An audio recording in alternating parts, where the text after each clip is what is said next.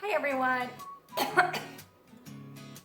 Sorry, that was so gross, but good morning everyone. How is everyone doing today? Welcome back to all of my plant friends. And if you're new here, hi, I'm Angela. I am obviously still having my morning coffee, so cheers. Anyways, I thought today we could just talk a little bit about what I do to bring my plants indoors, because it is beautiful. It's fall outside. You can see it's gorgeous. But that also means that with the nighttime temperatures dropping down into the low 50s and 40s, it was time to bring everything in. So eventually I'll probably show you guys like all of my plants that I brought in, but they're in a totally different room that is not cute. We just built this addition onto the house this past year, Dan and I did, and so we have like really great light over here. The other part of the house is like dark dungeon, built in the 60s, and so the light is terrible, which means that there's grow lights everywhere. And so we'll talk about that in another video. But anyways, this is the one plant that I have sitting over here, and you can see it's my variegated spider plant. This is a baby. This is a baby from last year, and actually these babies literally popped out this week. It's so weird. Like, it's so late, I feel like, in this season to be getting babies. But I brought this guy in, and I had to treat it for spider mites. And so I thought I would talk to you guys a little bit about what I did.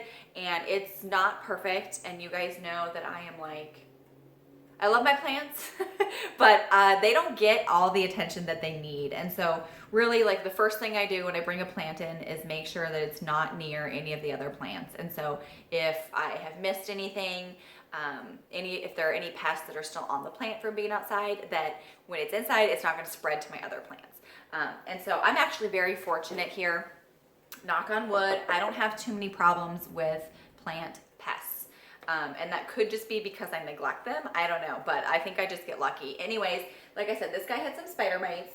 I mean, you can tell because they grow, or like there's kind of like webs basically inside the plant. And so what I did, actually, I noticed it outside last week, and so I gave it like a really harsh spraying with water, just to actually and clean off like all the dust and the leaves, and I just clean out all of the debris that's at the base of the plant. And this guy actually needed repotting at the same time, so it was perfect. And so I did all of that at the same time, and then I gave it a nice healthy spray down of neem oil. So this is nothing fancy. It's a multi-purpose fungicide, insecticide, and miticide. So it kills eggs, larvae, and then the adult stages of any of these bugs too. So there's so many people that told me about this at the beginning, and I can't remember all of you. Because I'm really bad at fertilizing my plants, and I didn't have any insight into what kind of like pesticide I should use. And so a lot of people told me, and I think it was probably Suzette from Suzette's Gardens, that told me about neem oil. And she uses this, I don't know if she said like weekly or monthly, but she uses it as like a preventative, and also it helps, so when she's like dusting her leaves, she gives it a spray down with this because she says it helps with the shine. And so I know I need to be better about it, but I'm not. So what's great about this is great for organic gardening. So if you are like really hesitant to use fertilizer or any kind of sprays or products like that, neem oil is a perfect way to go, because you can't do any damage. So like I said, I gave this a good solid spray. Actually, I think I sprayed it down twice when it was outside right before I brought it in, and then when I brought it in, it was time for another drink. So I gave it some more water, and I gave it another spray. And so it's sitting, I put it up on the table here so we could see it today, but it's actually sitting down on the ground normally, and it's not by any other plants. Just so that if there are anything else that is still living in here, that it won't spread. So actually, I did a quick look over before I did this video with you guys, just to make sure that there wasn't any little pests hanging out, because I didn't want to be like that person who was like, oh, I'm so great at what I do, and then I'm not. But also, like, I am human, my life is so crazy, and I feel like so many of you in my plant community here, you guys are awesome, and I watch your videos. so that it can be like a calm, peaceful place. And I really appreciate that about all of you guys who have channels. And then I feel like I'm just like the crazy plant mom over here who like literally lives in chaos.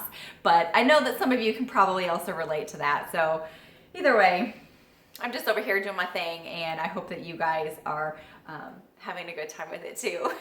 So like I said before, you know, if you're new here, please make sure you introduce yourself. Give me a thumbs up if you've made it this far in the video. The whole reason I make these videos is so that we can collaborate, so that we can get to know each other, help each other out with our problems, and then also just talk about plants, right? Because that's like the best. Anyways, that's all that I do for my plants when I bring them in. Probably in the next video or the one after that maybe, I'll show you guys my like winter setup that's over in the other part of the house. So you guys can see how I maintain some of the plants that need more light, that I don't have places for them over here.